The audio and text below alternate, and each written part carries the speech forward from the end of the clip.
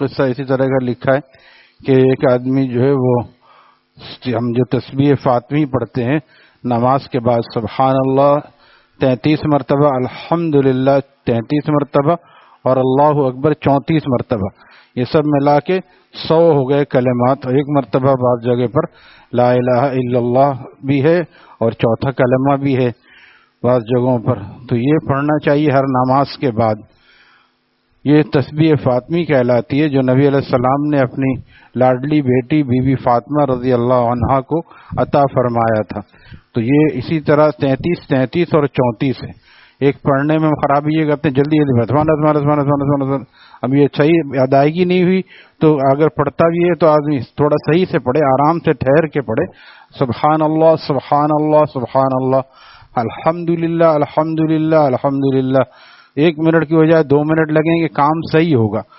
دنیا کے کام ہم سب صحیح کرتے ہیں. گاڑی ضرورت سے زیادہ تیز چلانے کو ہر آدمی کہتا ہے اس سے ایکسیڈنٹ ہو سکتا ہے، ہوا نہیں. کوئی کہے دیکھو میں آگے یہاں تک نہیں ہوا، لیکن امکان تو ہے. اسے کھانا ہم کھاتے ہیں ایک اعتدال کے ساتھ، ایک رفتار سے. یہ نہیں کہ مقابلہ ہو رہا ہے کہ ہم کم سے کم وقت میں کھا لیں، 4 منٹ میں 5 منٹ میں. ہر آدمی ہر کام کو سلیقے کے ساتھ کرتا ہے. اس کے خلاف کرنے کو کہیں بھی ایسی جگہ لائن لگائی جاتی ہے. اب ایک اجدہام آ جائے تو وہاں کیا ہوتا ہے، بے ترتیبی ہوتی ہے. تو ہر کام ایک سلیقے کے ساتھ ہونا چاہیے. اسی طرح دین کے کاموں میں سلیقے کو ہم بھول جاتے ہیں. جلدی جلدی نماز پڑھو اور گھر جاؤ. بس یہ گھر میں پتہ نہیں کیا، کون سے گھر میں یا اپنے مقام پہ جا کے کون سے ایسے کام ہمارا انتظار کر رہے ہیں. یہ سب شیطانی وساوس ہوتے ہیں کہ جلدی سے آدمی یہاں سے فارغ ہو کے گھر چلا جائے. حالانکہ جتنی دیر آدمی مسجد میں گزارتا ہے یہ وقت اللہ کی رضا میں، اور یہی وہ وقت ہے جو آخرت میں کام آنے والا ہے.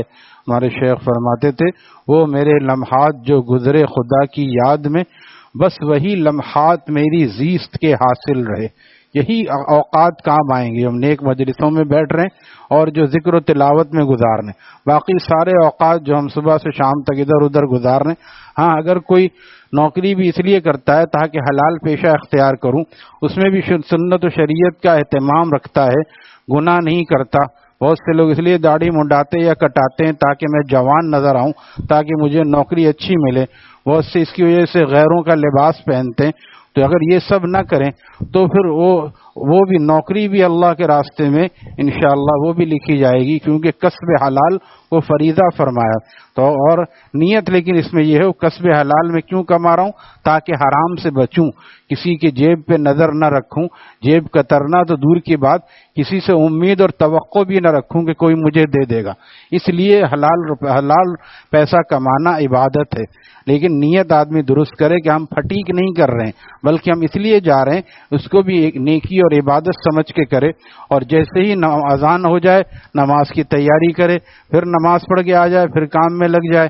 پھر اس طرح اگر کوئی کرتا ہے تو یہ کمانا بھی انشاءاللہ اس کا آخرت بن جائے گا اور اس کو اس پر بھی نیکی ملے گی.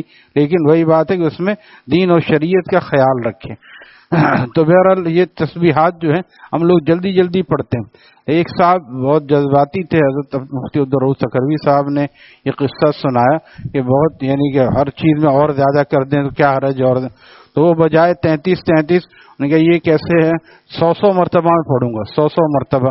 تو 100 مرتبہ وہ یہ کلمات پڑھتے تھے. 300 مرتبہ اپنی طرف سے زیادہ کر لیا.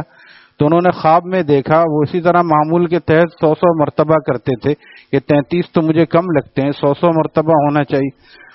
تو انہوں نے خواب میں دیکھا کہ محشر کا میدان برپا ہے، اور جیسے آدمی عام طور پہ ہمارے ذہنوں میں ہوتا، خواب میں ہی ہوئی آتا، افراتفری کا عالم ہے، لوگ بلائے جا رہے ہیں.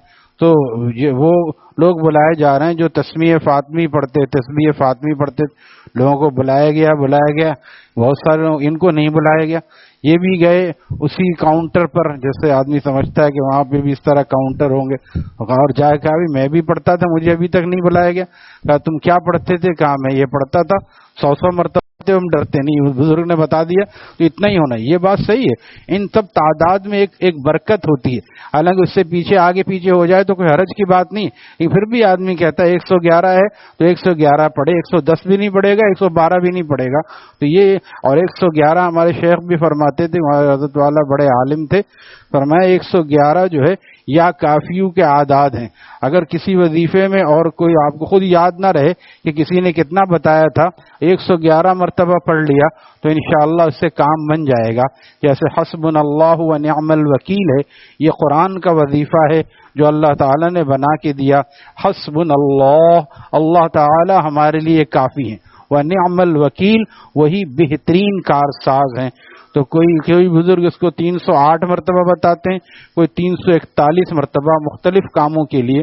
اگر کسی کو وقت کی قلت ہے یا اس کو یاد نہ رہے کتنا پڑھنا ہے، 111 مرتبہ پڑھ لے اور اول آخر 11 مرتبہ درود شریف پڑھ لے تو انشاءاللہ اللہ تعالیٰ اس کا کام بناتے ہیں.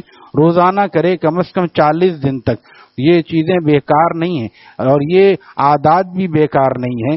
اللہ تعالیٰ ہمیں سنت و شریعت کی اتباع نصیب فرمائے. الحمدللہ.